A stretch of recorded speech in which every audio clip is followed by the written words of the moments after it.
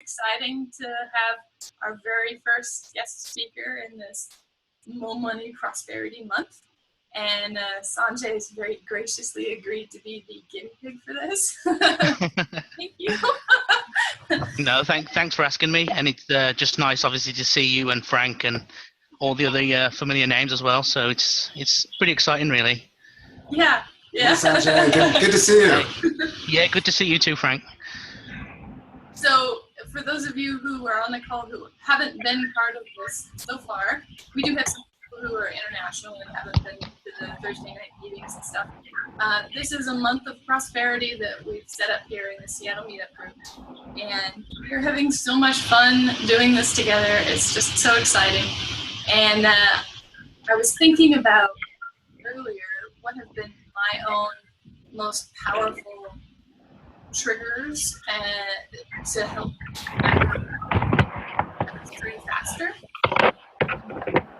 When I was doing that, I realized that it was community, having a really good community of people I could talk to, learning how to do the processes, do them well, and do them written down, because then there's more momentum with all of that.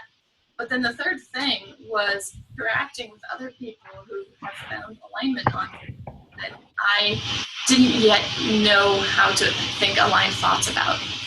And so, for instance, having conversations with our friend Carrie about real estate. And I know Carrie is on this call. She's going to be the speaker next week, so make sure you tune in next week too. But just having someone else who's already found alignment in that area and goes, yeah, as long as it's a win-win-win for everybody, real estate is so easy, it's so simple. And I had never thought of it that way before. So I thought it would be really valuable for the entire group to be able to hear some things like this. And I meet a lot of aligned people on the cruises, so I've asked some of my cruise friends to come and speak with us. And Sanjay is the first one, so yay! A little bit about Sanjay. He used to be a school teacher in the UK, correct? Correct.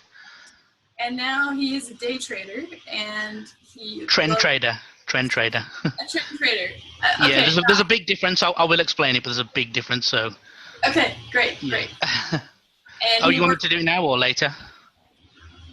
Well, I just wanted to give a little teaser to everybody. Yeah, go ahead. Sorry. I'm sorry to interrupt your flow.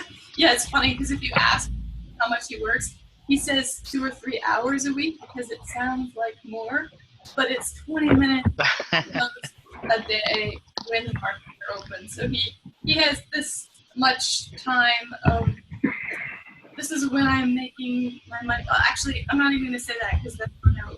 But yeah. So now, would you like to tell us a little bit more about your background, Sanjay? Yeah, sure. So, like I said, just like a normal guy, I found like Abraham-Hicks probably, and like Law of Attraction as well, like probably at the end of 2007. So, it's been quite a few years now. And yeah, at first I was a little bit skeptical because it was completely different to what I was used to, what I knew. So I was a little bit skeptical. But then as soon as I watched The Secret, even though I didn't really like the movie, just something about Esther's voice, there was just like, I don't know how to explain it. I was just like sort of enchanted by, I guess it was the vibration.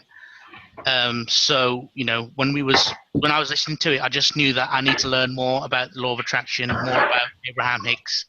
And it sort of went from there because I stopped watching The Secret and then just bought all the books and, what everyone normally does, they go on YouTube and listen to videos and try and find other people.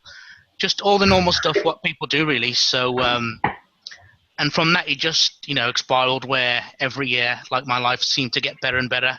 I felt better about everything. Things that I wanted to deliberately create started to manifest. And it was just like it has just been one amazing unfolding experience, and it still is even today. So, yeah, it's just like an unfolding adventure, isn't it, with Law of Attraction? So, yeah, so that in terms of that, that's what it is. I just enjoy the concept of creating your own life and living it just the way you want, so I just find it fascinating from that perspective, especially since before I had a lot of feelings of like, disempowerment and stuff like that. So it was the complete opposite to me. So it was just, it's a bit like finding your home in this magical potion. so to speak. So yeah, that's how it is for me. It's just been this massively exciting, enjoyable, and empowering journey. So yeah, that's how I describe it. Excellent. That is so cool. I'm working on muting somebody here who we've got some feedback from. Okay. But I was wondering if you would tell us a little bit more about what your life looks like since you have created your life as you want it. How does that show up for you? What do you do with your day? Yeah, okay, no problem. So do you want me to start on how it was before, or just focus on now and how it is now? Whatever feels better. Yeah, so as you said, I was like a school teacher. It was a really nice job. I did know a little bit, just things like Anthony Robbins and other empowering teachers as well. So I wasn't completely new, and I'd read books like Think and Grow Rich, which was a really good pre-paving for Abraham-Hicks as well. So I knew a little bit, and I'd created a decent life. I was in a really good school. The money was really good for a school teacher, and my colleagues were really nice, and they treated me really well. The kids were really, really nice. I seemed to get all the best classes. So, I was doing pretty well for myself, but I just had no passion for life, just like every single day was a drag to get out of bed, and I just didn't enjoy it. So I just decided that I'm going to screw my mortgage and all my conditions, everything that I have planned. I'm just going to quit my job because it doesn't inspire me anymore. This is when I first learned about law of attraction, obviously, and I just jumped into the deep end. And so I just decided that I'm going to learn about the stock market, and because that just appealed to me quite a lot. So there's lots of benefits, what I'll explain later. And so as it unfolded, I didn't know anything about the stock market. I couldn't even explain to you what the stock market was, how it works, or anything. So so again, learning about law of attraction, I just decided, well, I'm going to attract the path of least resistance to the stock market to me. So I started reading up on it on the internet and made the intention that I want to manifest being someone who works from home trading, which I obviously do now. And so I went through the process of going on some courses, reading some books, all really uninspired action things that I did, and it didn't really work out for me. But there was somebody there who was like a trend trader, and at first I wasn't a match to him, so I didn't see him, I didn't speak to him. But then obviously as I started applying these law of attraction principles, so like visualization and just the better feeling process of just changing your thoughts and choosing better feeling ones, I started to get more and more aligned, especially because it was the first time I did it, and I was starting at such a low vibrational place, so to climb higher was really easy. And so like I did some visualization, and I got myself into that visceral place of feeling really, really good by imagining myself self-employed, working from home, trading markets. And I remember like a distinct feeling of relief, like on an emotional level. And obviously as soon as that happened, I was in alignment, and then it sort of figured out itself. Like this person who was a trend trader and at these same courses at me, but I didn't speak to, because we weren't a vibrational match basically. He contacted me because someone spoke to him through a mutual friend, and he had a talk with me, and I was a little bit not aggressive, but a little bit too keen. So I asked him to mentor me, and initially he said no. But then as we spoke and I stayed in alignment, then he changed his mind and decided he wanted to mentor me. And so that was just the unfolding then. I went through the process of learning the stock market. And as I was learning more and more about law of attraction and Abraham-Hicks and stuff like that, just staying in alignment, because everything at that point was really smooth. I didn't have any contrast at all at that stage. So it was all easy, all effortless. The right person at the right time was there to teach me the most perfect way to trade the stock market. And so here I am, like nearly 6-7 years later, and it's just getting better all the time. And obviously I will go into more detail about how that happened a little later. Yeah. So how that works now is, like I says, it's incredible that the stock market and trend trading is an incredible reflection of alignment because it's money and your personal value. And the stories I hear from friends and people in my trading community who make money and the people who don't through their misalignment, it's incredible how it all, adds up.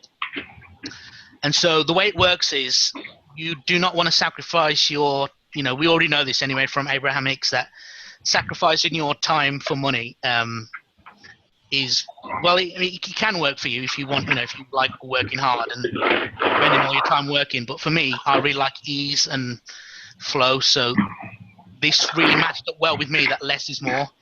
The less I do on the stock market, the better I do. So that's why I'm at a stage now where I can work 20 minutes a day, because all I need to do is turn on my laptop, let the charts do the analysis for me, because my again, everything is easy.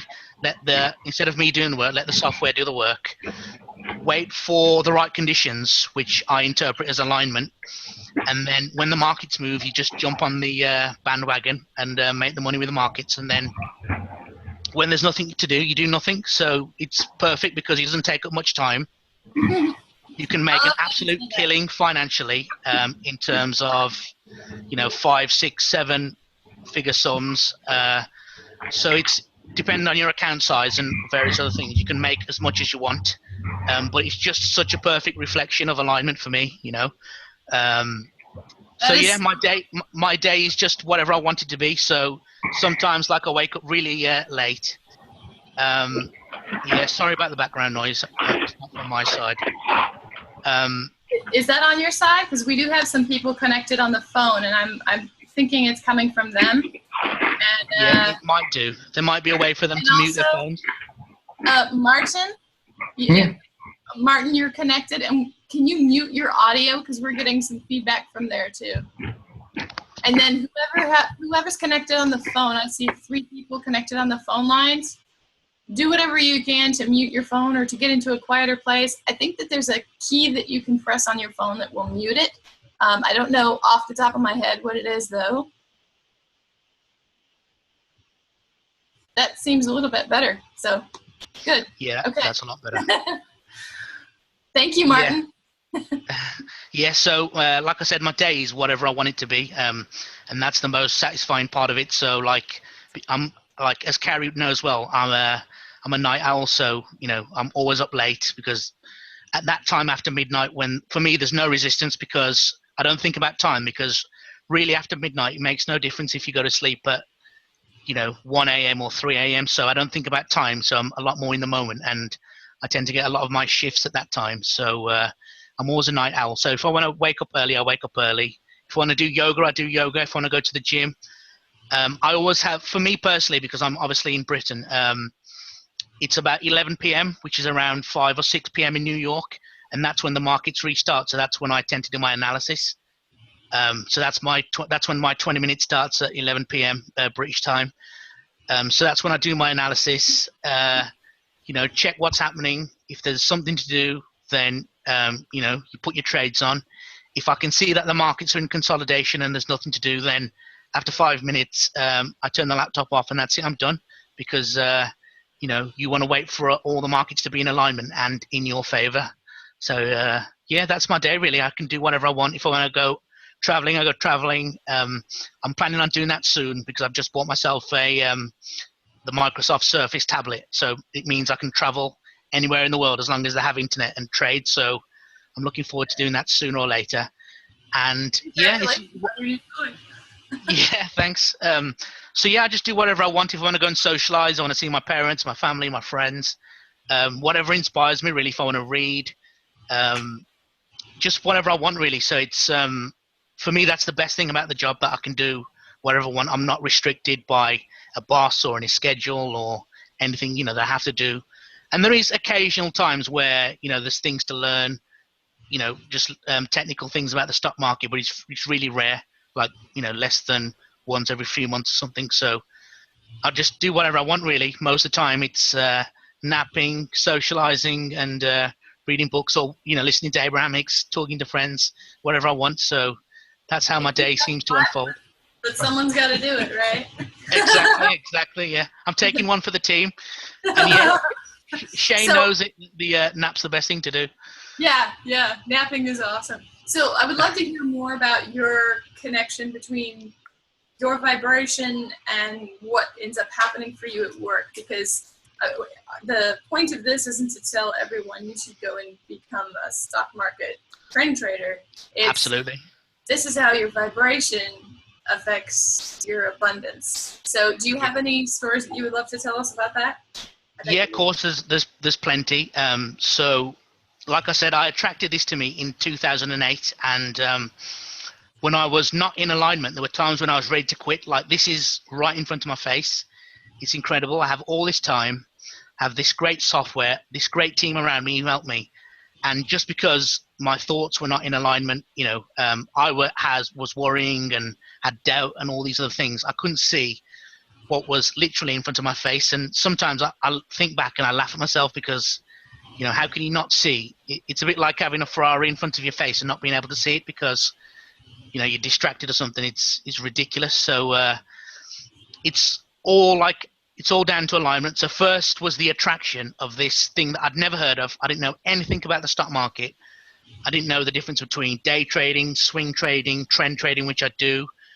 And so I attracted that to me, obviously in alignment. And then because I wanted to still do something. I don't want to just sit at home,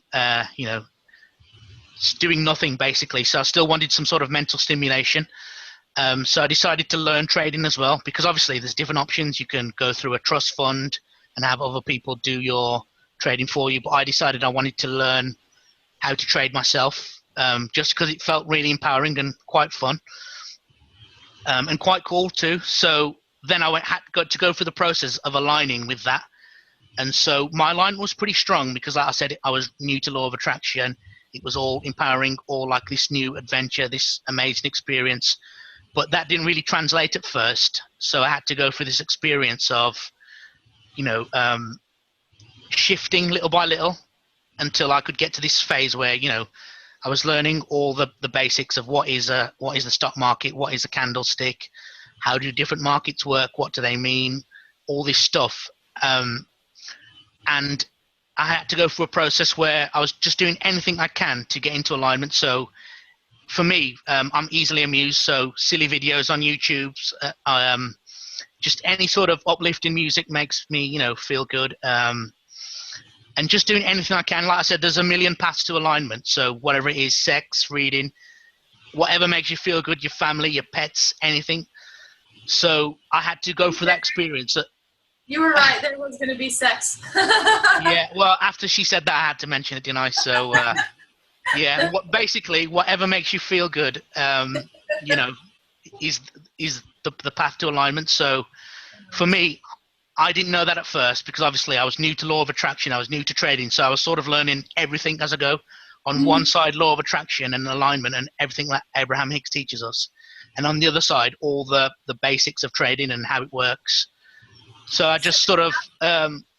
It sounds like you're talking about finding alignment with yourself and finding alignment with the stock market. So there's the learning the knowledge and figuring out how can I put this into play and that sort of things, not just get happy, but it was both. It was get happy and then, get really interested in this thing and learn all I can about it because it's fun, not because I feel like I have to, but because it's interesting.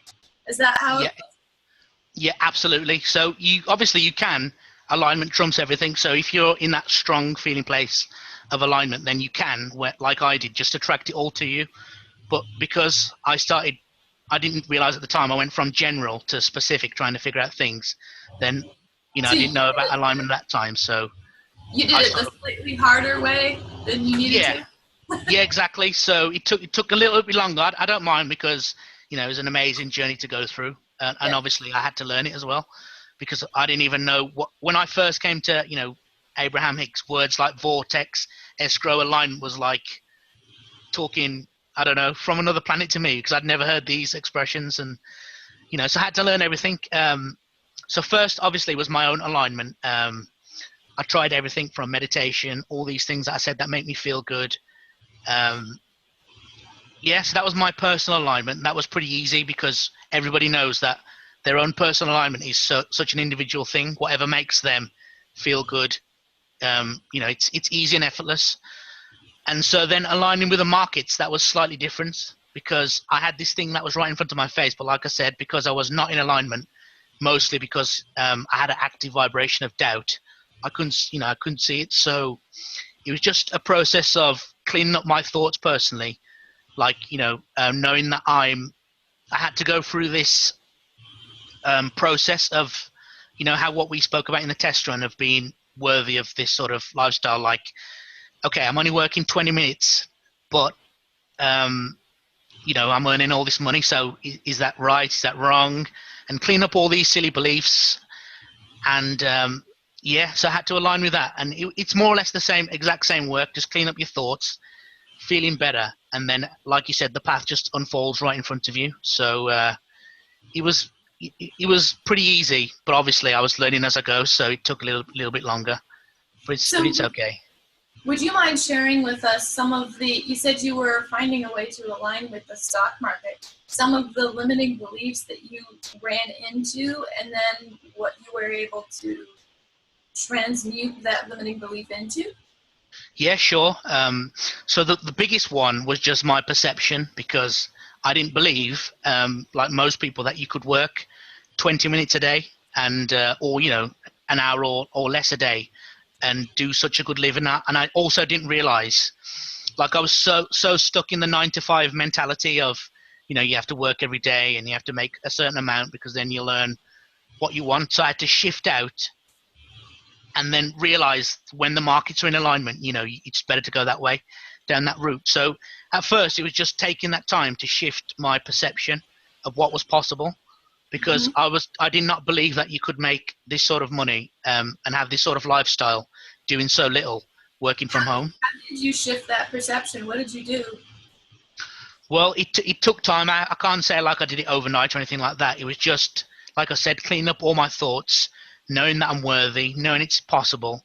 And there's people, like I said, in my trading community who do this all the time, and they have been doing it from the very start. So they've been living this sort of lifestyle and making this sort of money since day one. But because, like I said, I was in a vibrational match and I couldn't see it, like I still didn't believe it, even though there was the example. Like I thought, Mel, maybe it's possible for them, but it's not possible for me. Right. So it was just cleaning up my thoughts, so I had the confidence and belief to do it myself as well, and knowing that it was possible. So knowing that, cleaning up the beliefs that I am worthy, B, it's possible, and and anyone can do it as well. There's more and more information now. Like, I don't know, I don't really believe in all these things like people say, like after 2012 energy's faster and things, but there's definitely more information available now than then. So it just seemed to unfold. I can't say that I consciously cleaned up my thoughts. Just every single day I'd get inspiration from source, clean up a thought, and that's how it went every single day. And that's one of the most satisfying parts of the day as well, when you know that every single day, not like once a week or once a month, every single day I'm having this guidance and I'm in a better feeling place, in a different vibrational place as well. I love that. Yeah, and I don't really want to go through thought by thought because I'm not in that feeling place anymore, of those old thoughts. So it's actually hard for me to remember now what I used to think. But it just sort of unfolds naturally, where you clean up your thoughts, and when you raise into a higher and higher vibrational place, both in your own alignment and in your alignment with your work, then obviously the old thoughts will come up anyway for you to clean up. So just as they came up, I cleaned them up. I didn't always do it straight away, because sometimes some thoughts may have been harder than other, but I managed to do it. So, and I think anybody can do it with enough intention. Now, you had already found the Abraham stuff by this time, and yeah. Did you use any particular processes, any focus wheels, or any of that? Yeah, with me, ease. I always like ease. So, like, don't get me wrong. I know people who've had amazing successes with things like focus wheels and stuff like that. But for me, it's just too much effort. So the easiest process for me was just the better feeling thought. So like it feels so second nature and easy to me now. But back then, like I had to consciously think, okay, this is my thought that there's not enough money. What's a better feeling thought? And just because it's no effort in my mind, obviously it's effort thinking about it, but there's no effort of writing down or anything like that. I just went through the whole process of cleaning up, feeling better, feeling thoughts, and then I got there. So awesome. Yeah, it was all, I don't know. It's weird talking about it because it seems so second nature. It's like talking about brushing your teeth in a sense. You just do it. It's effortless. Yep. So did you want me to say any more about that or anything else specifically? Yeah. Does anybody else want to hear more about that right now, or do you want to hear more? Someone says, "I love effortless." Yes. So. Well, you asked the exact question that I was going to ask. So that was excellent. How perfect is that? Yeah. It always works out with Rebecca and I. We've got a mind link. Yeah, that's really cool. And also our mind link as well, Rebecca, because the test runs have just been so easy and effortless. Like you said, the tests, we just sort of contacted each other at the right time and it just unfolded. So it's been really nice to have that sort of synchronicity. But I was just going to say, if anyone has any questions, feel free to ask or... Yeah, it looks like we can see the chat pop up now, so we don't have to keep watching the window. So if you do want to ask a question in the chat window, you're welcome to. Go ahead and type it, enter it. And do you miss teaching? Dave's asking, do you miss I can't say I miss teaching at all. I can't speak about how it is in the United States, but it's very different here, and it wasn't an enjoyable job for me. Obviously, I went into the profession just because it was the path of least resistance, and it was something to do. People told me that I had to have a career, so I just decided to go into that because I'd already worked in a school, and it was easy and effortless. But no, I miss the people and some of the nice kids, but no, I don't miss teaching at all. There's no going back. Yeah, there's no going back. There's no point in going back either. Yeah, absolutely. Now, there was another story that you told me earlier about the when Source moved your hand. Yes. Yeah. Oh, yeah. Thanks for reminding me about that. It's so strange, like my own beliefs about these things, because when we go to an Abraham-Hicks seminar, we see Esther go on stage and connect with her inner being. To me, that was never weird. But then the things like I personally found things like visualizing and meditating and the things that happen really weird. So it's really interesting. Just as a side note, how we have these different perceptions. So what happened was I had quit my job as a school teacher. Like I just literally went into the principal's office, handed him my notice, saw his gobsmacked face, and served my notice period and left. And because I just decided that, I know about law of attraction and Abraham-Hicks, and it'll work out for me. Now, in hindsight, that was a little bit too crazy. Like, I lost my balance a little bit, but in the end, that was, it was what it was at the time. And so I went for it. And so at this point, this is when I knew about Abraham-Hicks, knew about law of attraction. So I just decided, right, I want to attract to me like this new trading opportunity. Even though I already had the trend trading thing, I was in a vibrational match to it. So in my less than infinite wisdom at the time, I decided I had to attract something else as well. So I just decided that I wanted to attract another way to make money through trading as well. So I was at home. It was a really good feeling day because it may have been like the first week when I quit my job as a teacher. I was at home. I think this is 2008, so there was an international soccer tournament on. I was at home in my underwear, watching the tournament, trading the stock market, making a little bit of money. I think I was drinking a beer as well. This is about 1 p.m. in the afternoon or something. So feeling pretty happy that my life is changing. That you're not at school. Exactly. That's basically the essence. So I wasn't at work while all these other suckers are at work teaching these kids and waiting for 4 p.m. to come home. I was at home watching this tournament. And so I was in a pretty good feeling place. And so I decided, right, I want to attract some money through trading. And so the easiest process for me at the time was visualization. So I went through the process of doing some visualization. So I visualized myself on my laptop trading and making money, and just feeling really empowered, like the essence of what I wanted, which was freedom, ease, empowerment through this money. Because obviously, as you know, when you manifest chunks of money, it's very empowering and very satisfying. So yeah, it was really cool. So I did that for about maybe 5-10 minutes. I didn't, at that point, I didn't realize, about the 68 seconds and stuff like that. So I was just visualizing just to get into a better feeling place. And so I did the visualization for maybe 10 minutes, got into a really good feeling place where I had that visceral feeling of relief.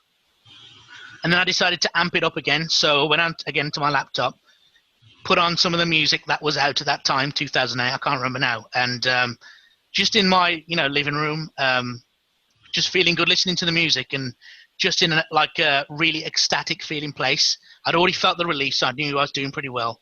And I was just feeling really, really good. And then I sort of let go because, like I said, I wasn't trying to create anything in the moment. I just let go. Like I had I felt that relief, let go, and relaxed. And like, I know what happened now. Like I didn't realize at the time, but what happened is I'd raised my vibration so high, I'd connected to source really strongly.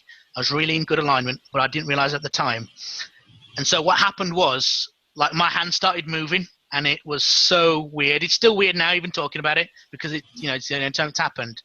So my hand, like my right hand, went over the mouse, loaded up some websites. I still don't know how the websites come up.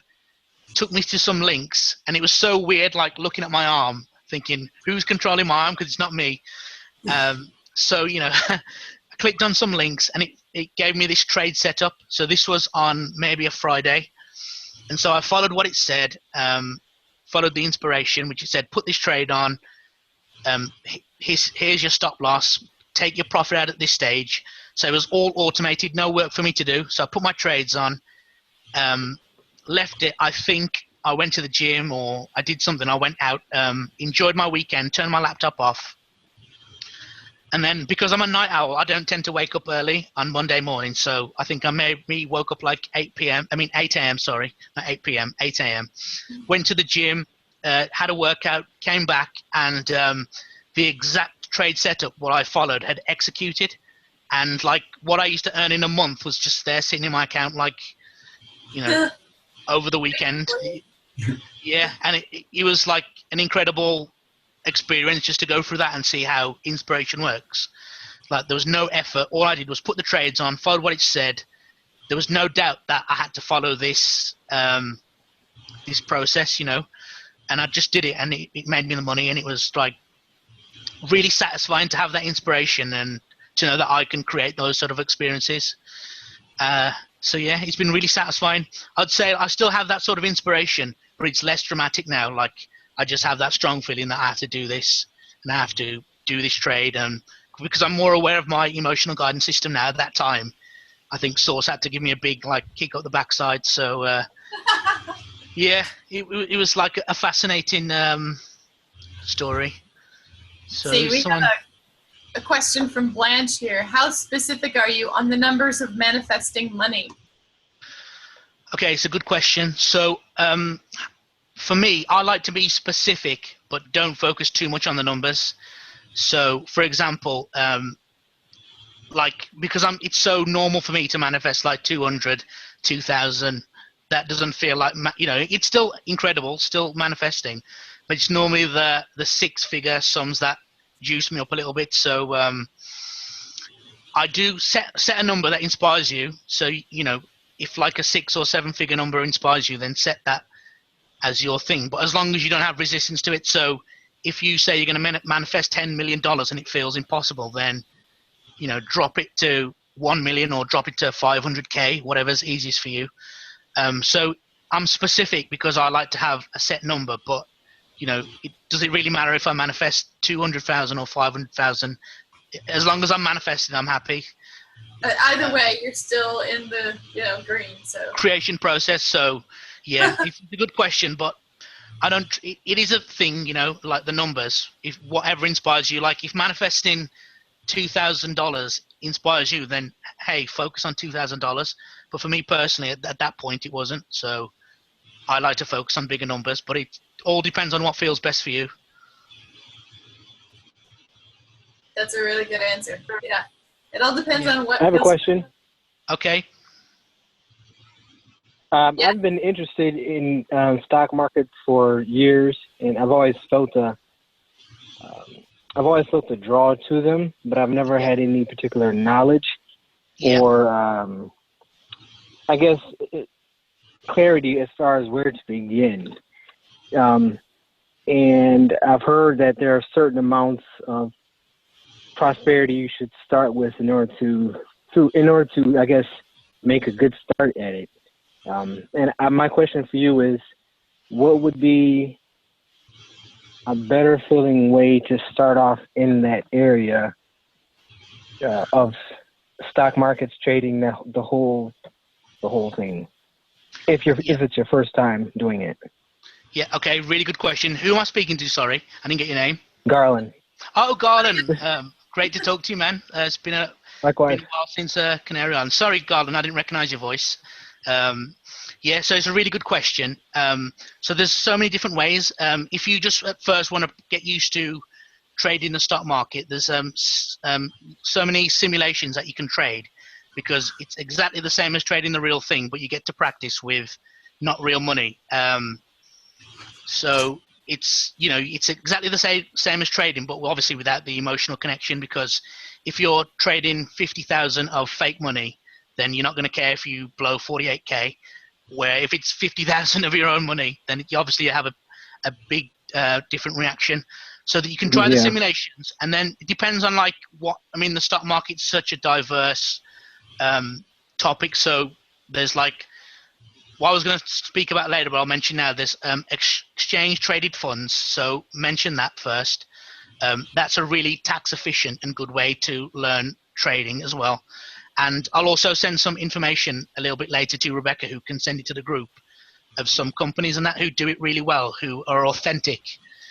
So there's ETFs. There's obviously trading stocks. The American market's the biggest one, so I mostly trade the American ones. There's foreign exchange. Whenever anyone asks me what to learn on the stock market, I always say foreign exchange, just because it's the easiest. Like with stocks and ETFs, there's other things that you have to consider, like earnings and political announcements, like jobs and non-farm payroll announcements and stuff like that. So with foreign exchange, there's very little. It's just all technical. Like you learn rules, and then you just follow the rules basically.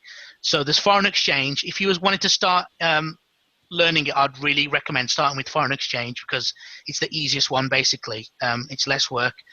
And there's websites that teach you things for free that some companies in London will charge thousands of dollars. So all that sort of information I'll send to Rebecca, who can send it to the rest of the group at the end of the call or something. So definitely start with foreign exchange, and there's information and people that I can send you, who can teach you how to trade.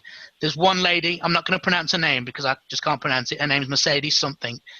And her Twitter thing is like the Buddhist trader, and she's the first one who I know who trades from the perspective of alignment and oneness. So I think that will appeal to a lot of people in our community. And there's also the people who I trade with. I don't want to make this like a sales pitch or anything, but obviously for me it was the path of least resistance. So I'll send you all that details. I'll send it to Rebecca, and then she can pass it on to everybody else. Or obviously, because you're on my Facebook, then just PM me and I'll send you the information as well. Yeah, I will post it on both of the places that I posted this. So you're either in my secret Facebook group or you're in the Mo Money new Facebook group, and I'll post it in both of those places. Yeah, was that all right, Garland, or was there anything else you wanted to know? No, that was perfect, man. I appreciate that. Yep, all right, cool. Really good to speak to you. Likewise. It's cool to hear all of the people that we haven't seen in a couple of months and see them connected and saying hi here. Hello, everybody. There's a lot of cruise peeps are on this call, too. Yeah, absolutely. It's really nice because I didn't look at the participants, so I've seen obviously some familiar names and some really good friends here. So it's really nice to have people that we know. Yeah, it is really good. Now, there was another story that you had told me about the debt being forgiven? Would you like to share? Twice. Twice. Yeah, sure. Okay, so yeah. So, in my younger days, just like a normal young guy, so I went a little bit crazy, spending money that I didn't have, and on clothes and cars and stuff like that, and holidays, all the crazy stuff that you do. So it was a lot of personal debt. And me personally, I've never really been like, a lot of people don't like the uncertainty of money, but that's never really bothered me up to an extent. And so when I created about 20,000 of debt, then I suddenly started paying attention and realizing, okay, this is what I used to earn in a year, and now my debt level's that high. So that's when I went into a little bit of worry and panic and stuff like that. But the biggest thing for me, because what happened is I shifted my vibration on it the first time. I didn't realize this is what I was doing at the time, but this is what happened. So I used to assign meaning. So for example, I was learning about law of attraction, and I assign meaning to this debt, like that I suck, and debt is bad, and what else? Yeah, I screwed up. That was the biggest one. I screwed up was the biggest one, because hang on one hand, I think I'm this deliberate creator who's creating his life, but on the second side, I've created this debt. So how does that work? And so I had to shift that, those meanings that I had assigned myself unconsciously to the debt. And when I did, it started, the debt literally just started to shift itself. So, for example, yeah, and I do have to say thank you to Carrie as well, because she helped me with some of these as well back in the conversations that we had. And so, the debt literally started to shift. So companies would write me a letter saying, here's this amount of money that we owe you for something that I didn't even know. So that would pay some off. Then other companies would write me letters saying that this debt you don't have to pay back no more. And then just basically all this debt just started disappearing effortlessly, because obviously I now realize, which I didn't at the time, that the vibration shifted, so the debt shifted, because the reflection has to be different to match the manifestation. So that was the first time. The second time wasn't so bad. I still had a little bit of personal debt, but mostly it was business debt this time, because like I said, I knew that I could leverage my money on the stock market. So by putting $1,000, for example, on the stock market, they give you 5-to-1 leverage. So you might only have $1,000, but you have 5 times that amount to trade with, just the way it works. So that's another benefit of foreign exchange, actually. So this time I started to take money out from credit cards and use it to trade, because I realized that I could make more money and then use that money to pay it back. And so my assumption was that I would make this money and then pay it back. But because I was in this state of appreciation, that I was leveraging this money and, getting stronger and stronger now in my knowledge of law of attraction, my alignment, feeling good, not feeling bad or guilty or anything, any negative emotions, any negative meanings to the debt. So I was appreciating it for what it was, because, I've learned more now. So I appreciate that. This money is letting me trade the stock market. This money is letting me go on this vacation. This money is letting me do this. Just really appreciating what it brings to me. And again, the same thing started to happen. So I'd get a company would close down and say, you don't have to pay this money. This company would be merged. And so the debt was written off. And it was incredible to have all these letters that I keep as well in my drawer as, little mementos, to have all these people who I owe money would just say to me, no, it's okay, you don't owe me that money anymore. So, and the biggest thing I can say about that is just let it reflect who you are and your vibration. So, debt's only bad if you think it's bad. And, that might be an old belief that I had from society, but I know that it's what I created to be now, because you don't have to face reality, you create reality. So the debt is what it is. And so when I was in no resistance, both times the debt just disappeared. And again, it was just doing the same thing, clean up my thoughts, feeling better about it, appreciating what it does to me and what it gives me. And that was it, really. And the debt disappeared. Yeah, Martin's right. Reality is Overrated. yeah. Yeah. What did Carrie say? I can't read it properly. Carrie's saying, can you speak to one or two of the beliefs that you feel serve you now that are related to abundance? Yeah. Okay. So it's, you know, it's nothing special. It's because obviously we're used to what Abraham teaches us. So obviously the first one is, I say it every single day just because it feels good to me when I say it, alignment trumps everything, because I've seen it so many times in my life. And the second thing is, things always work out for me. So even when I don't know how it's going to happen, because I'm in like a very fluid place, like I don't worry, I don't have to figure it out.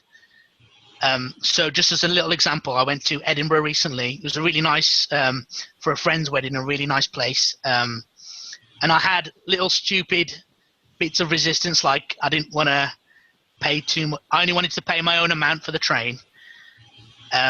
You know, like, because train journeys in the UK are pretty cheap, and this one from where I am in Birmingham to Edinburgh was more. It was more than I was used to, more than I wanted to pay, basically. So I didn't think about it. I didn't resist it. I just let it be. And then obviously, like, the email came through that you have this journey. You can have it for this, you know, a third of the price. So obviously I booked that. Obviously I got upgraded to first class as well when I got there. That was had to be as well. So that's the new normal now. So that was cool. And then the same thing with the hotel as well. Exactly, it's only money. And money is whatever we make it to be.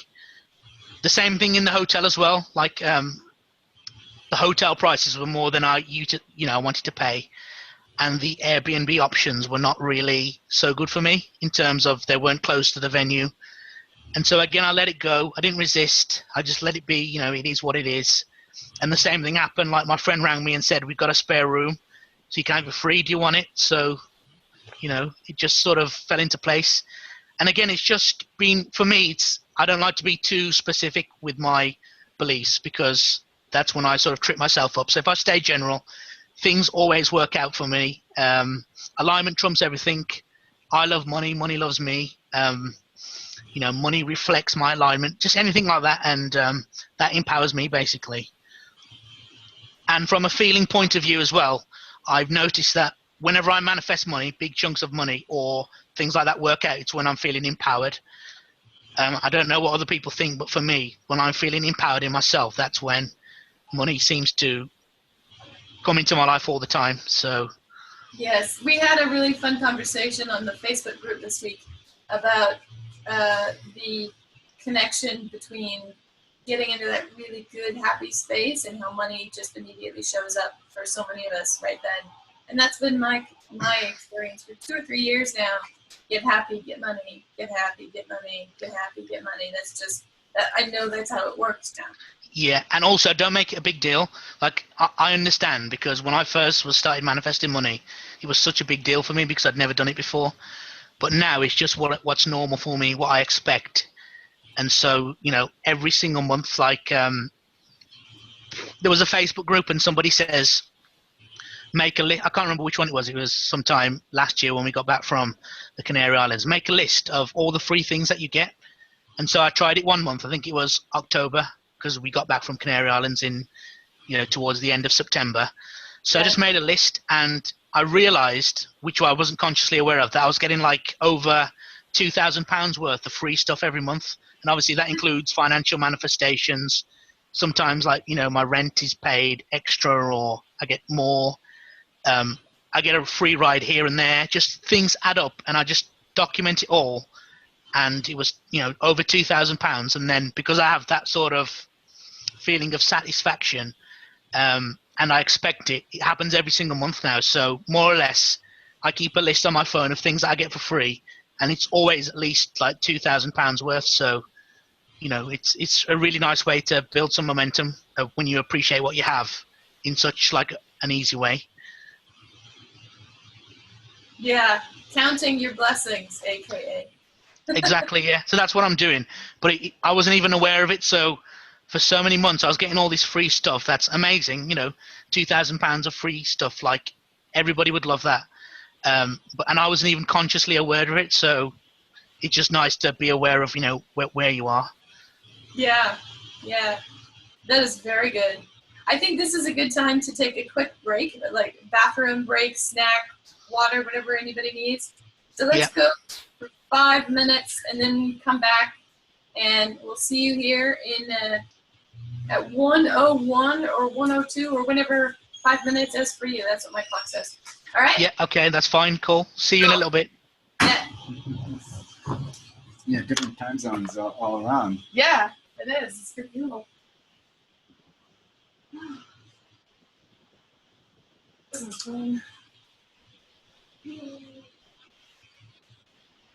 Great thing. I'm happy. Brown. I respect and honor you for that greatness. Ooh, value. Remind me, I've got to ask him about value. Because that's a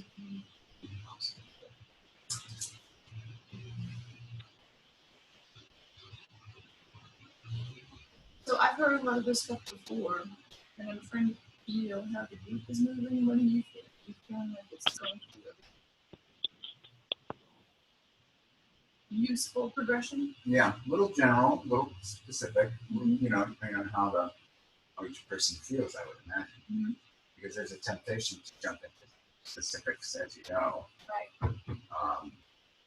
And unless the energy is just right for it, that's not always good. Right. You're so wise. Well, and I'm reflecting back on the investments that I've made over the years and how useful it would be to use the law of attraction much more actively. Yeah, it's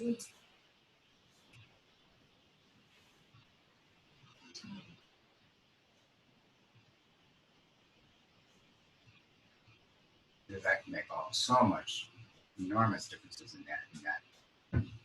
Well, in any realm, but it's particularly poignant in something like the stock market and go like this throughout the day. right.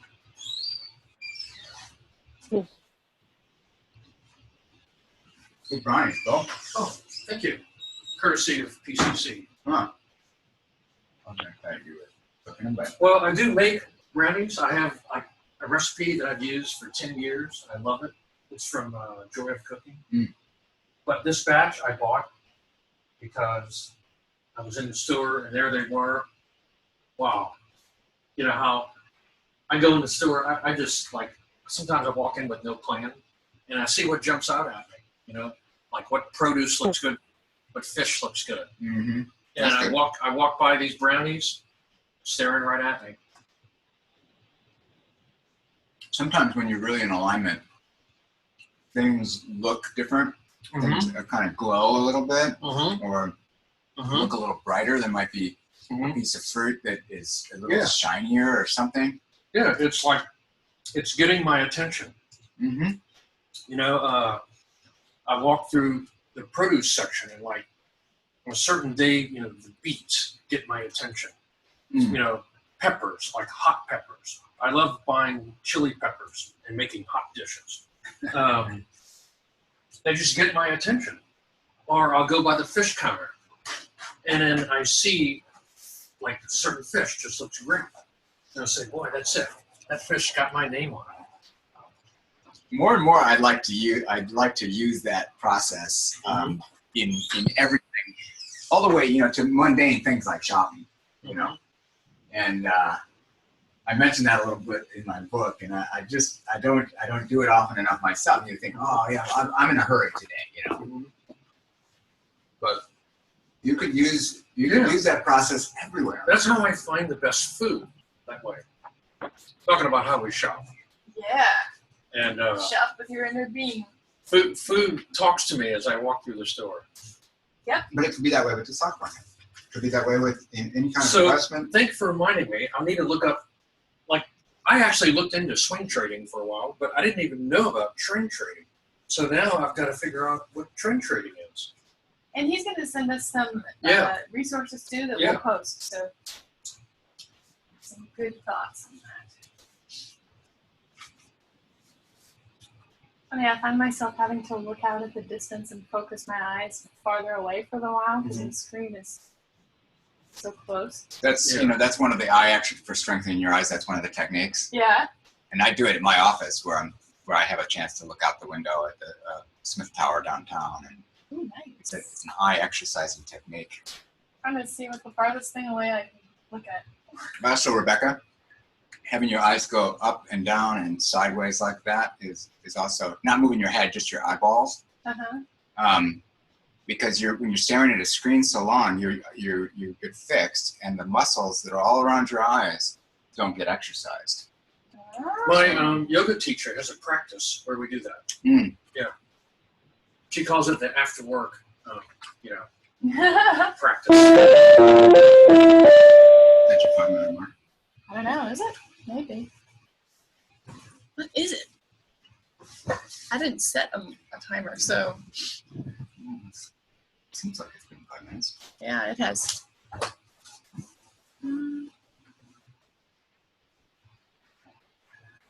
Yay!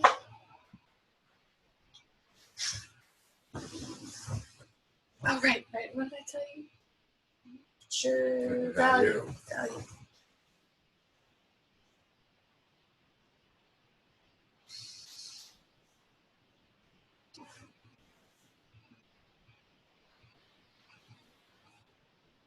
Oh yeah, do you guys have your cell phone silence? Yes. On the test, I can't. Can't wait to work. Holy shit.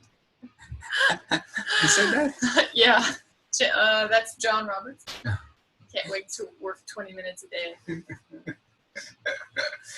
You think it's this holy shit kind of weekend. Yeah. Is Days in Denver? I think so. There's some more in Colorado. Yeah. This is really great, by the way. Thank Wow.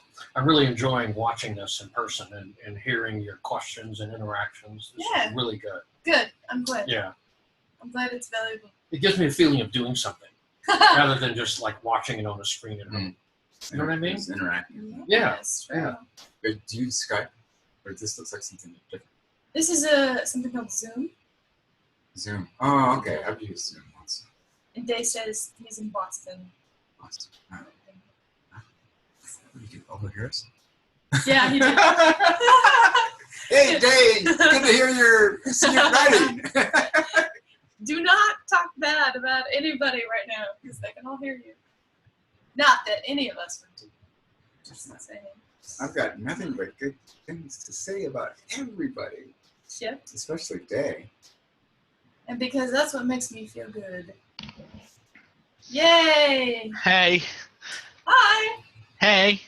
I wasn't sure if there was enough time, so I just decided to come back. And if I'm early, I'm early. If I'm late, I'm late. All is well. You're the only person that we need to wait for because you're talking, so. Yay! Did you have any other ideas of things you wanted to talk about while we were on the break? Yeah, there's just things come up all the time. So it's funny because like Garland asked me a question, and I started speaking about something else, and I remembered something else to tell him. So, but you know, you're already in a flow, so you can't go back. Yeah. But you know, I'll mention everything that I can, and obviously people can ask questions and contact me on Facebook and ask anything else. So it'll be all right. Yeah. Well, cool. You can go ahead and say what you're going to say to Garland if you remember. Yeah, it was just about the leverage from foreign exchange. That's why it's one of the best things to trade, because you don't need much money. Like, for example, a lot of people assume you need a lot of money to trade the stock market, but you don't. Like, for example, there's people in my community who start with as little as $2,000.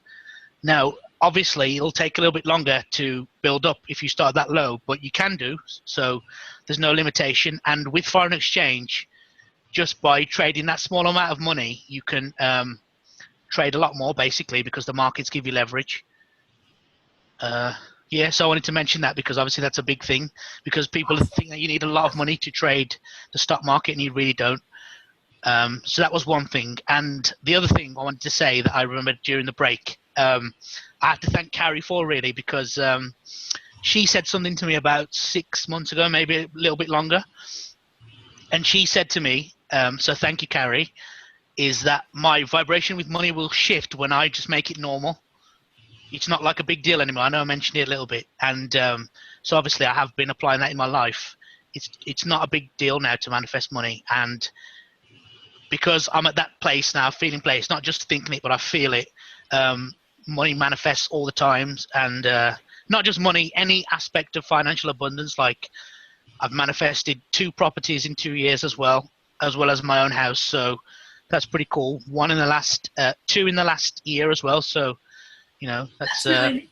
Can you tell us yeah. about that too?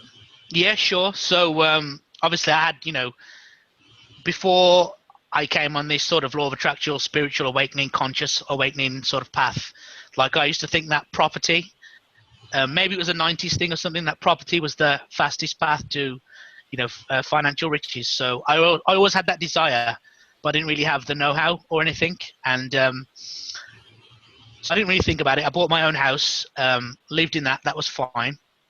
But still had this desire for more properties. But obviously too much resistance in terms of I thought it wasn't possible because of I didn't have the money and stuff like that. It was too much effort, too much work. I like everything to be easy. So, because I let go that desire, because I was making money through the stock market, then things start coming up. So somebody who I know, and I just didn't do any special. I just treated them as a normal human being, was polite, nice to them, just treated them as a normal person. And it really sort of touched them, because they didn't have many friends and family and stuff like that. So they left me and my mom a property. They just gave us a property basically. And then I bought my mom out from her share. So that was the first manifestation. And then just, it's incredible. Like I said, I wasn't trying.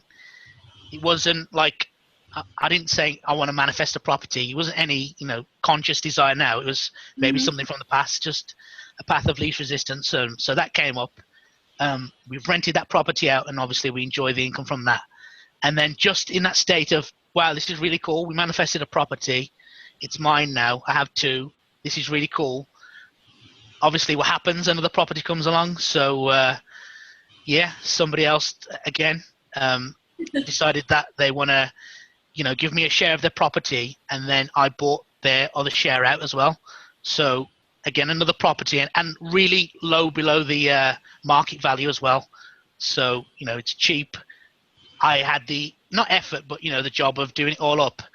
And so I've left that to people who are in that process now of renovating the property.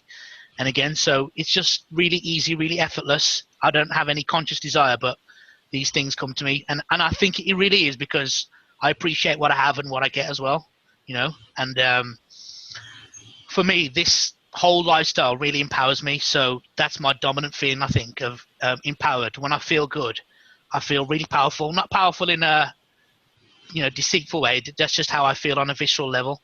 And so, the universe then bends over backwards to give me money and properties and whatever I want, really. So, that's really cool. Yeah. What I love about what you're saying there is you said I had my place and I was just enjoying myself, and the universe gave me another property, and then I was appreciating having 2, and how cool is that? And then another one showed up.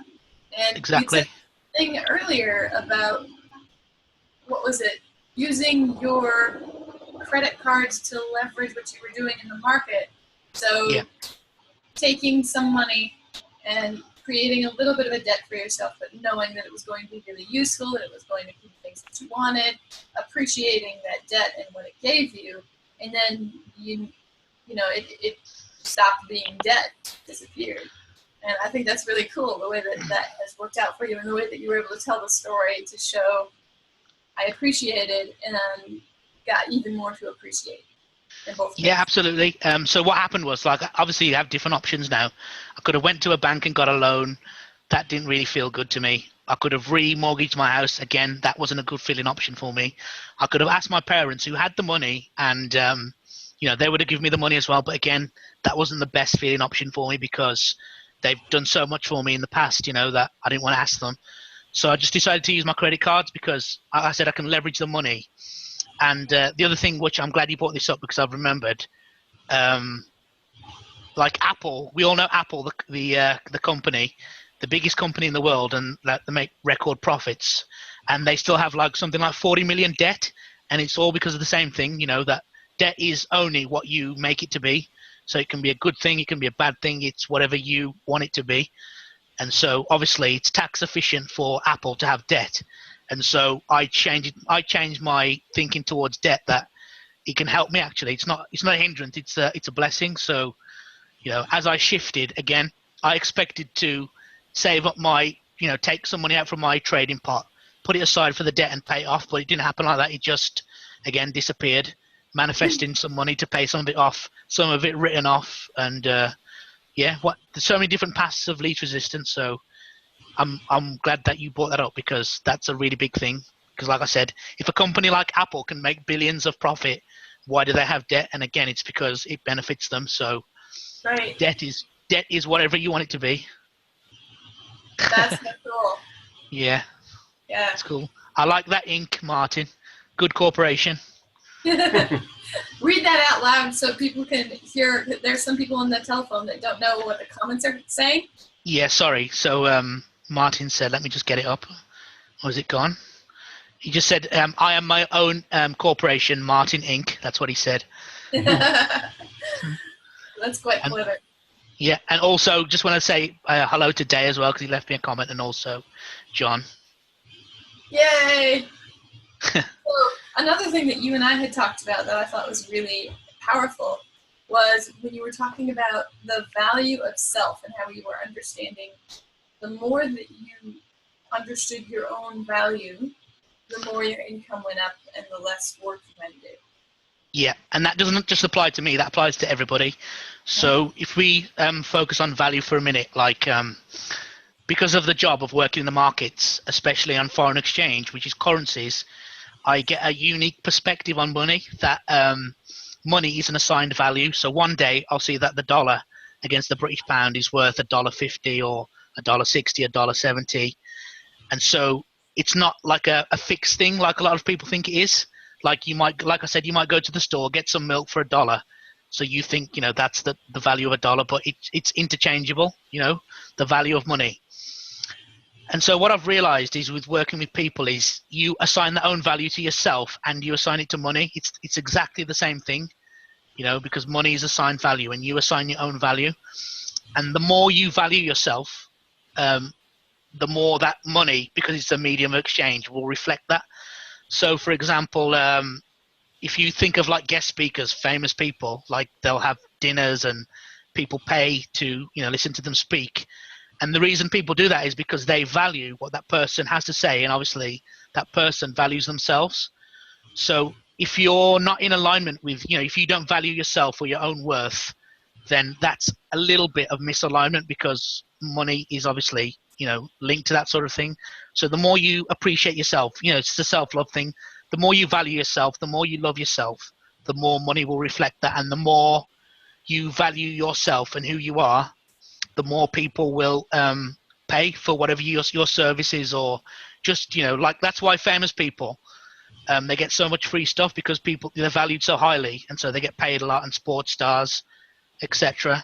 So yeah, so I invest in yourself. I'm the best investment. Exactly, Martin. So the more you value yourself, the more life and money will reflect it to you. In my experiences, that's what's happened. So the more I feel good about myself, the more I value who I am as a person, the more money I seem to get, and there's a direct, reflection. And you see that in so many different people as well. Not just people in the public eye, just, normal friends and family. The more you value yourself, the more that life reflects it, for who you are. So, yeah, the more you value yourself, the more that money can reflect that. Now, can you share a little bit of whatever your processes have been to come to a place of valuing yourself more than you used to? Yeah, sure. So I'm glad you said that, because you remind me of something. It's all perception. That's the biggest thing. So like we've been on these cruises and we see people from all walks of life, millionaires, actresses, all people. And you realize that when you're around these people, for me, that's one of the best things about the cruise, is that everybody's the same. Nobody's really different. It's just that they have different values of the self, or how they perceive themselves. And so, for example, what we tend to do is that we list all our pros and cons, all the good things about ourselves, all our perceived bad things. and then we make a judgment on ourselves, and that's sometimes not pure. But what I've realized is that it's all perspective. So for example, if you don't mind me using you as an example, you might not, I'm not saying that you don't value yourself, you obviously do, but if you don't, it's all perspective, because from my perception, you're a high valuable person just because of what you know, who you are, the people you attract in your life, and just by the extension of being alive and connected to source energy and these things that you do. So it's all perception. So from my perception, you are like a high valuable sort of person, but if you can't see it yourself, then obviously you're not going to feel it. Exactly. Yes. So just changing perspective. That's the big thing, and then it's all tied into the self-love, self-worth thing. Just treating yourself good as well. That's a big thing by going on these cruises, doing every single day whatever makes you happy. Like it can be something as small as like having, like if you have a family, for example, like just having a hot bath to yourself, away from people, and spending that time with yourself, and treating yourself like you'd treat a good guest who's come to stay with you, for example. So treating yourself in a really good way, and then the more that becomes like an unconscious process, the more you value and worth yourself, and it sort of unspirals from there, really. I love that. One of the things that I have done in my journey, I don't know where I got this idea, but someone said create a document to list all of your achievements, all of the things you have ever done in your life that you felt good about. And things like, becoming a Brownie Scout leader, that's on there, even though it was ages ago. And not really apropos to what I'm doing now, but still something that I feel good about myself. Stuff on that list also includes, there was a fitness camp that I went to, and part of the camp was we were all supposed to run around the camp and then come back and do it. And for some reason, it scared the crap out of me. But I did it. I made it last, but I did it. And just that feeling of I didn't give up, that was a really powerful thing. So I have that on the list. And then I have, all of the things that I've done in my work and the company that I made $858,000 for through my own alignment, and just those little things like that. But there is a document that is getting really pages long now. And every time I am not sure about my own value, I can go back and look at that and say, oh, but there was this, and then there was this, and oh yeah, that was a really good thing. So it's just ways to remind myself of my value. And that's going to be the playwork for some of our group coming up here. So you guys are getting a little preview of that. Nice. Yeah. And obviously you're completely right. Obviously all your achievements, that's an easy way to feel good about yourself. But even aside from achievements, just by, the fact that you're an extension of source energy, that makes you valuable and worthwhile anyway. You're here to create, and all these shifts and paradigm shifts that we're having, we're not just obviously helping ourselves live a better life, though we're helping like mass consciousness as well. So, if you think about everyone who's here on this call or listening in, just by being a vibrational match to this call, you got to be a pretty cool person, because there's all these cool people here. You are all very cool people. Exactly. So, there's all these people here. You're listening to all this knowledge. There's so many people who would love to have this knowledge and experience and things that we know and we take for granted now. So, it doesn't. Obviously, an achievement. If you're proud of it, then obviously list that as well, but just so much more. It's on such a deeper level, just by being alive, that you're valuable as a person and things that you do. And if you list all the people who appreciate who you are and the things that you do for them, not just like parents, friends, family, all the different people who appreciate what you do for them, it's an easy way to feel good about yourself. I like that. List all of the people who appreciate you and what you do for them. So for example, all the people who now appreciate you for organizing this, and look how awesome you are, for it was so easy and effortless. Like all the speakers fell into place, the timing, all the people. So, there's, you might think that's nothing, but there's people who appreciate everything that you've done for them. And that's just, a little thing. So if you, like John said, if you get into the momentum of it, you'll get more and more ideas. John said it in the Facebook group, I think. Yes, yes, exactly. That's true. Yeah. All right, let me see what else I had questions for you. Does anybody else have any questions? Yes. I had a question. Cool. Sanjay, when you're investing, particularly in the stock market, there's a certain amount of money that comes in, but there's also a considerable amount of money that goes out, and it shows up as a negative number. You know, your stock is down so much. For instance, I'm down 70% on one of mine, and there's a process that I use a little bit to try to work with that, not falling into the fear and panic about 70% of my investment vanishing. What technique would you use to have the other side of the coin of investing? You know, you get the making money and got the losing money, and how do you kind of work that angle? Yeah, it's a really, really good question. So it's two parts. First of all, whatever you invest, really go through money management processes with it. So, for example, with myself, I don't risk more than 2% of my account. So it doesn't matter if it's $2,000 or $200,000. Each single trade, I will not risk more than 2% because then that takes the immediate fear and panic of oh my God, you know, all my risk is calculated, all my profit is calculated, and then anything after that is an extra, you know.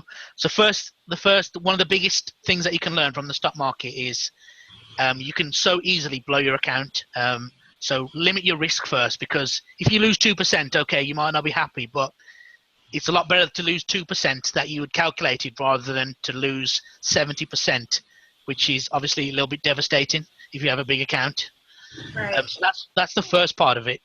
Yeah, and the second part of it is you have to know how the market works in terms of price doesn't move in a straight line, you know. So you'll see that, like, you know, price is a wave.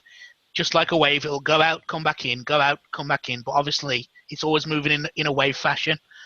So just try and, if you can, obviously, what type of trading is it that you do anyway, Frank? Well, that's just a stock that I own. I own some income stock. It's not necessarily trading.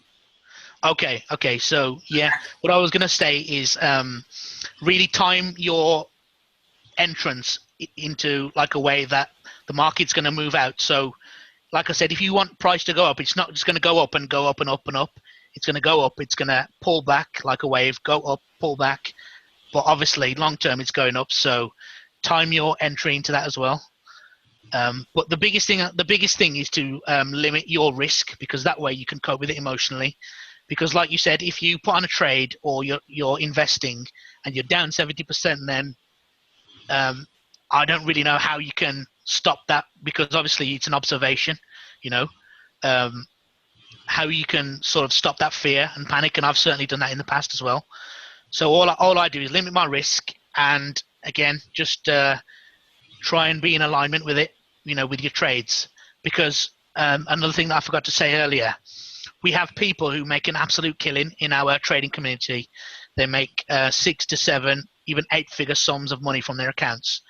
And so these people are there, they're telling you how to trade, but you still have people who come in and out who are not in alignment, who A, can't see it, even though it's right in front of their face, and B, they just blow their account. So how can two people be trading the same thing? One makes an absolute killing from the markets and the other person either loses or blows his account. So again, it goes back to that alignment, you know. I know it's like not very specific, but you have to be in alignment with what you're trading. That's good. How would you go about noticing when you are in alignment with what you're trading or when you're not? What are the signs that you notice for yourself that you might recommend other people begin to look for when they're just starting? For me personally, it's just so easy and effortless. Like when I'm trading and it's not in alignment, then I'm sort of trying to force the market, if you know what I mean. Like I'm trying to put a trade and I'm searching for the trade, where when I'm in alignment, it'll all unfold for me. So I'll get an inspiration. Let's go trading now. So that's the alignment side of it. The second side of it is I know through experience now when the markets are in alignment. So like I said, if we use 2014, the year, as an example, from January to September, the markets did nothing in foreign exchange. So I'm laughing at you laughing. So yeah. I know the story. I want you to tell the whole thing in a minute, but go ahead. Yeah, okay. So the markets were doing nothing. So like I said, that's a big chunk of time when you're self-employed and you're trying to make money. If you make no money from January to September, you can panic, but it's again trusting the process, trusting the alignment of the markets. And then when the markets line up, because the secret of any investing or trading is to put the probability back into your favor. When the markets align, you jump in and you make a killing. And then when the markets do nothing, like last year when they did nothing from January till September, then you stand aside. And again, I made more money last year trading from October till about March than I've ever made before. So 16 trades in the whole year. You know, that's all, where some people put that many trades on a day. So, you know, it's less is always more with the stock market.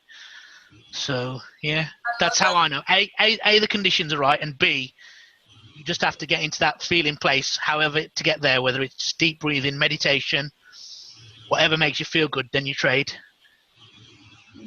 Was you going to say something? Sorry.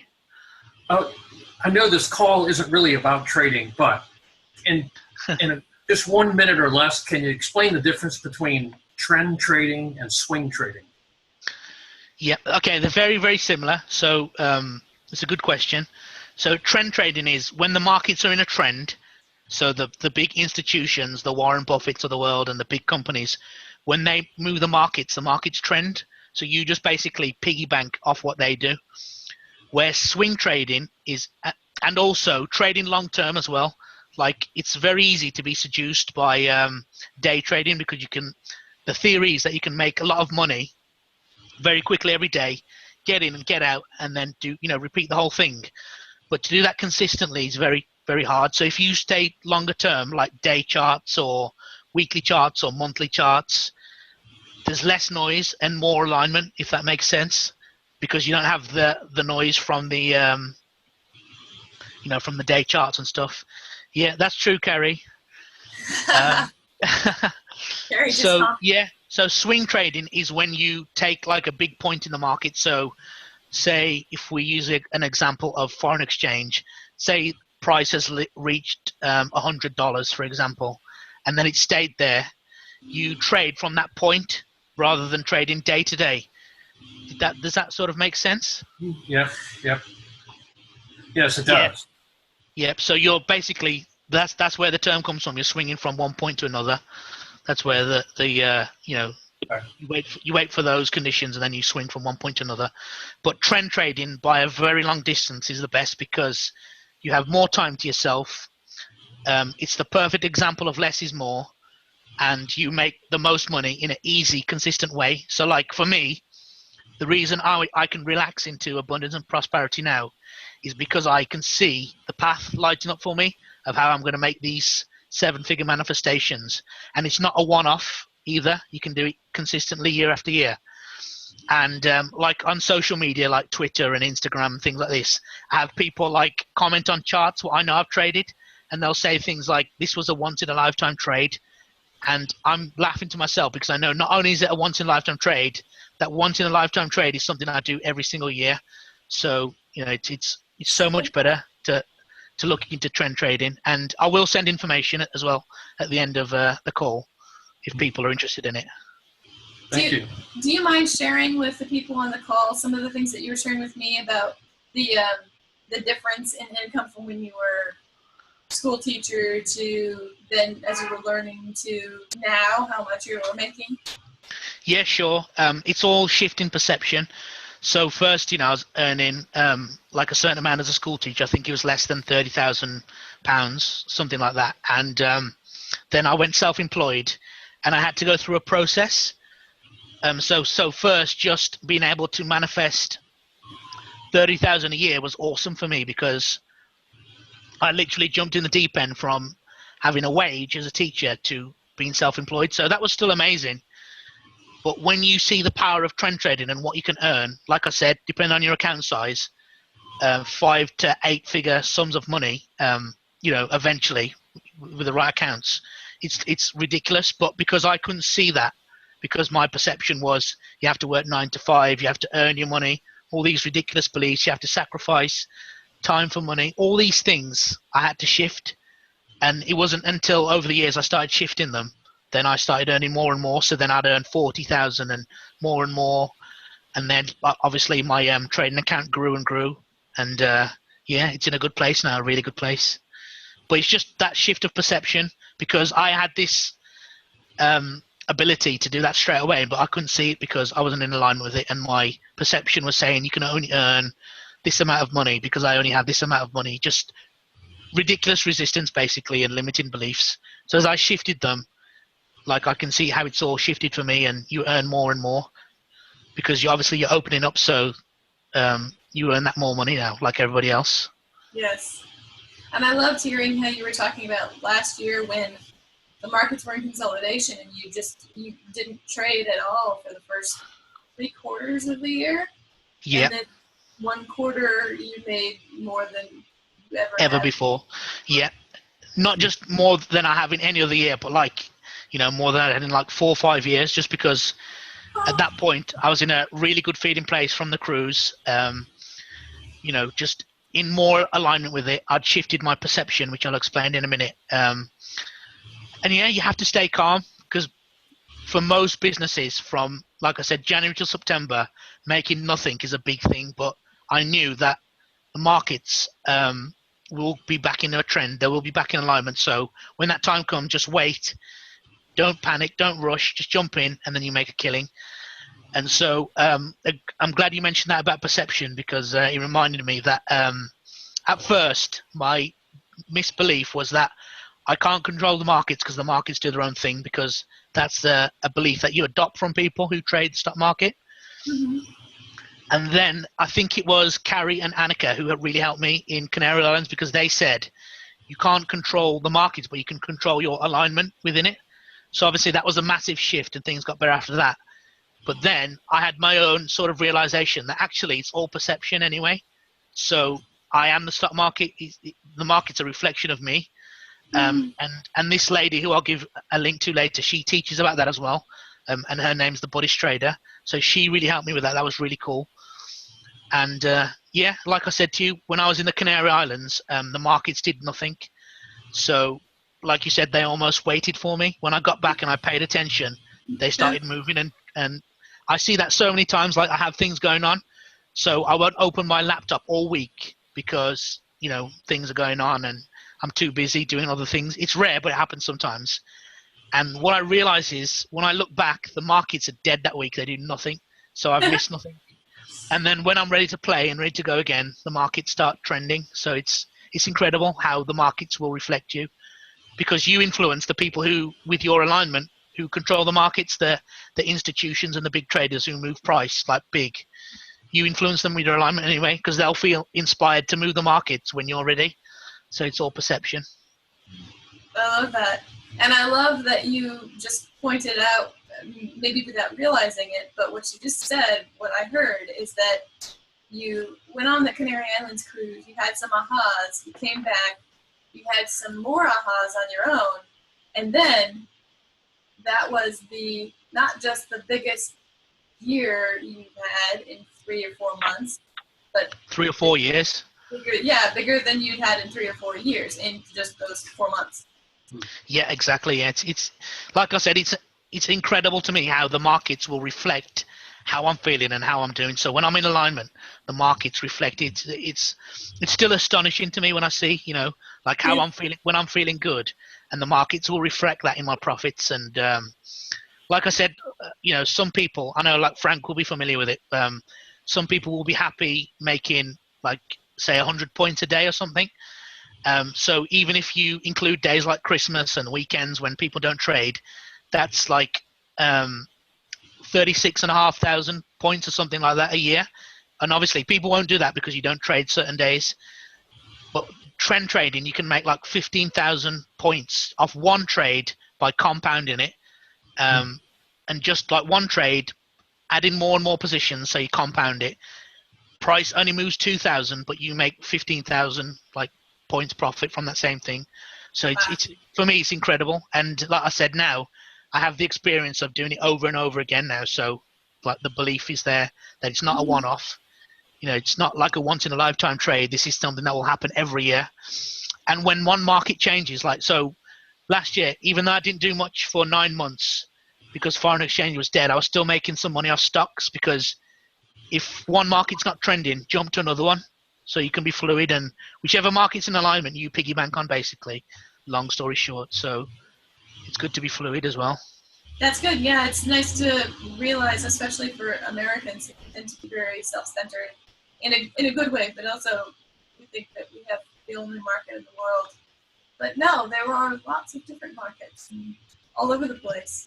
Lots of That's it. Like, so like there's foreign exchange, there's stocks, there's indices, there's so many different markets, and whichever one's trending, just basically piggy bank on the ride, make the money, and then when the ride's over, get out again. That's it. Basically, long story short, that's what I do. So yeah, it's really fun. Here's another question for you. What are you looking forward to creating as you keep doing this? What is exciting for you right now that you're reaching towards? Well, obviously, at the moment, it's just fun growing my account because it's still new to me. And there were times when I still remember when, I wasn't making money, or I was losing money, or I didn't think it was possible. So I'm still in that good feeling place. But yeah, there's so many options. Like, I've got a very vague idea, and it's nowhere near, like, it's such a small idea of like an alignment trust fund. So getting some people together who like are into alignment and creating a fund where people can either risk nothing for a lesser amount of money, or they risk their own money and keep everything they do. So that, there's always ideas flowing, but it's just, in the right time. It's no rush at all. Like I said, I like ease and no effort and flow. So it's still unfolding, but that's like an idea I have. And I'm trying it with one of my Abraham friends right now. Very cool. Yeah, it sounds like there's already some interest on this side of things. So yeah, definitely. Cool. Yeah, I'm sure at the right time, obviously I'll announce all, but I don't know when that will be because that's still at the idea stage. So, it's something. It's for me. It's exciting to have like a group of people who are into alignment who want to invest together. I can lead it and help and show these people how to grow their accounts. And also, obviously, people have the option of doing them themselves as well if they want to. So there's lots of options to make money. Yeah, of course you're in there. You was the first person on the list. Yes. So happy. That is exciting. So if anybody else has any more questions, now is a good time to ask. And I think I might come up with, I do have one more thing that I would like to ask Sanjay. So if you have any questions, pop in, add it to the chat. And in the meantime, I'm going to ask you. Okay. What are your top 3 most powerful things that you would recommend to anyone, whoever it is? Doesn't necessarily have to be money related, but your top 3 most powerful things to live the most aligned and fulfilled life possible for you? So, that's a really good question. So the first one is obviously make yourself the priority, because it's amazing how many people still live without making themselves a priority, like they do everything for everybody else and neglect themselves. So, and that was one of the biggest lessons I had to learn, because, I come from a very humble and accommodating family. And so I was naturally like that as well. So make yourself and your feelings a priority. I speak about this with my friends all over the world when I speak to them on Skype and stuff, because so many times you see the example of people doing stuff for others, but then when it comes to do it for themselves, they're hesitant. Mm-hmm. Maybe they have some false beliefs, or they think that they're not, they shouldn't be doing it. All sorts of reasons. So the main thing is obviously make yourself the priority. That doesn't mean you have to be, it is selfish in a good way, but not selfish in a bad way, Yeah. So make yourself the priority. What else? Just do whatever leads you to alignment. So I was speaking to someone about this very recently. It's amazing to me how my natural inclination is towards alignment, when I'm like my inner being's guiding me and I'm not doing anything. So, for example, I might think I have to do something, but then I might watch like a silly video on YouTube or something, and my instant reaction is to think, well, that's a waste of time. But when the video makes me laugh and I'm feeling good, actually I'm back in alignment, and then whatever I'm doing is so much better because I'm connected to source, I'm in alignment, I'm feeling good. So yeah, the second thing is do whatever it does to take you to get you in alignment. Like we said all before, having good sex, appreciating the people in your life, your friends, your family, reading, anything that the path of least resistance to making you feel good. Everybody knows their own thing, what makes them feel happy. So do whatever it takes to focus on your alignment. That's it. Yeah, and the third thing is just don't take this too seriously either. I know that's like such a cliche and a common thing to say, but you know, sometimes when I speak to people about the things, they're so like intense and trying so hard, where this is just sort of playing.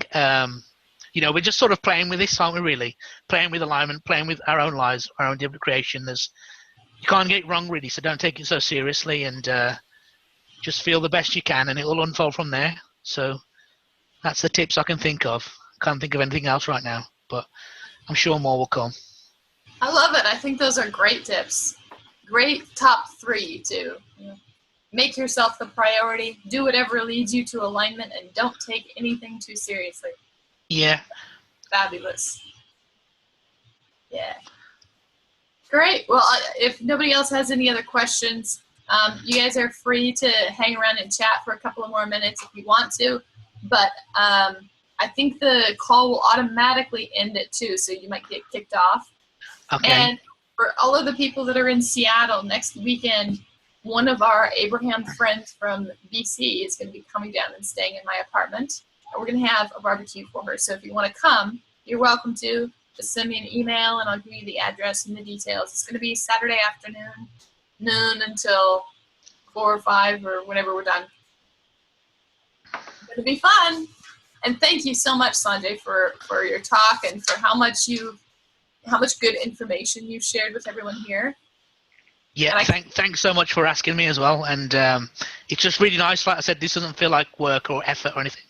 It's just a normal conversation to, you know, friends like, you know, all of you guys. So it's been really fun for me, and I love how easy it's been as well. Like you sent the emails, all unfolded. How easy it was for us to test. It's just been easy, effortless, and enjoyable from the the first moment. So thank you as well. To me, it just feels like talking to friends. So it is talking to friends. Exactly. I want to the fact that I didn't get time to talk to you on the cruise, and I was thinking, how can I talk to Sanjay someday? And here we are. So it's great. Yeah, I actually felt really bad about that because Rebecca introduced me to you, Frank, and as soon as she introduced me, my group walked off to go to dinner, so I had to say like hi and bye, and I felt a little bit bad about that, but it's good that, you know, we're on Facebook. It was worth waiting. Yeah, exactly. Yeah, good things come to those who wait. In alignment. Yes, exactly. Cool. Thank you, everyone. So wonderful to have you all here. Yay. Thank you. Yeah, thank you. Bye. Yep, cool. Ooh, So I can hang around if you want me to, or yeah, kicks us off. It's completely up to you. I had one comment about that last item about don't take anything too seriously. I think that relates to myself personally, but it also relates to money, because that's another thing that you can overthink. You can really get wrapped up in the dollars and cents of things. And if you can just think about money being this energy form that moves and changes, and you use that word change, I think, a few times, it's a very fluid thing, and we tend to take it too seriously. Nice to have it light, have money just be a lightness. Yeah, and also you just reminded me of something, so thanks for that. Everything, like honestly, we've heard Abraham say it so many times, that everything is just an indicator anyway. So if you have debt or your investment is down 70% or whatever, it's not a manifestation. All it is an indicator. So if you look at it from that perspective, then it doesn't matter, because you just say to yourself that, okay, this is my indicator now. I'm going to shift. And when you shift, like when you really make the shift, then the indicator will shift. And I've seen that in so many examples with debt, with money, and so many other examples in my life. So that's a really good thing. And another thing that I've just remembered as well, what Abraham always says is that we want the money because when we look at the money, the 6 or 7 figure money, we see alignment in our bank account when we see those numbers. Whereas if you feel it, then obviously the money will reflect that first. So just imagine how that feels, and then your bank account will reflect it. Yeah, thanks to Anne-Marie as well. Yay!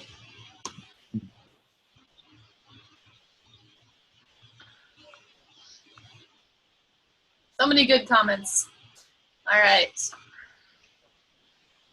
Fabulous. Well, I think I'm going to go ahead and disconnect it so that there's not too much of an awkward, who's going to talk now? Yeah, okay, cool. Energy. But I will be posting Sanjay's resources on the Facebook group, on both of them. So if you have any questions or you want to contact him, if you're not Facebook friends with him, you can always leave comments there and he'll be able to see them as well. Okay? Yep, I'll share the resources straight away, and people can obviously contact me or Facebook or ask questions in the group, whatever's the path of least resistance. So thank you guys so much. Because that's what we're all about, the path of least resistance. Exactly. So yeah, everyone's also invited to be on the call next week where we're going to have Carrie Chapman talking.